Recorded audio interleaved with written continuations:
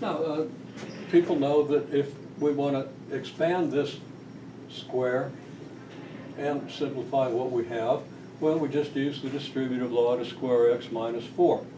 And we get x squared minus 8x plus 16. And multiplying that by 2 and subtracting 3, we get 2x squared minus 16x plus 29. Okay? Now, you notice we do have 29 here, and if x equals 0, that does give us 29, doesn't it? And of course, that's the same thing we got for the y-intercept down here. It's what we get when x equals 0, so that's got to be the y-intercept. So this form agrees as far as the y-intercept is concerned. Okay, now, I'll just note that this is of the form ax squared plus bx plus c, and that's the form of a quadratic.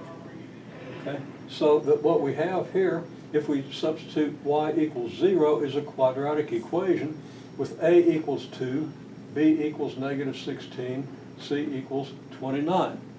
Now, I'm skipping a lot of explanation we'll get in class tomorrow, but I wanted to allude to this so that you be aware of the quadratic formula and how it's used. Because when something like this is equal to 0, we can substitute our values of a, b, and c into the quadratic formula, which I've written here. X would be negative b plus or minus the square root of b squared minus 4ac, all that divided by 2a. If you plug these numbers into this and simplify everything, that's the 3 dots, and it didn't do that, you get 4 plus or minus the square root of 3 halves. Okay? Which is exactly what we have here. Well, that means x could be 4 plus the square root of 3 halves, that would correspond to this. X would be 4 minus the square root of 3 halves, that would be this. Okay, so the quadratic formula gives it to us, but the substitution and simplification is a little bit of a pain. It's really easier if you have it in this form to just solve it, because this is really just a few simple steps to get to this. Then you have to know if you got a square equal to 3 halves, then what you're squaring is plus or minus the square root of 3 halves.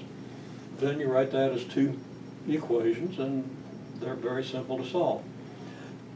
So this is really a pretty simple process. This is a nicer form than this is, but often you're going to get equations in this form. Sometimes you're going to want to complete the square to change them to this form. Sometimes you just use the quadratic formula and get your solutions that way.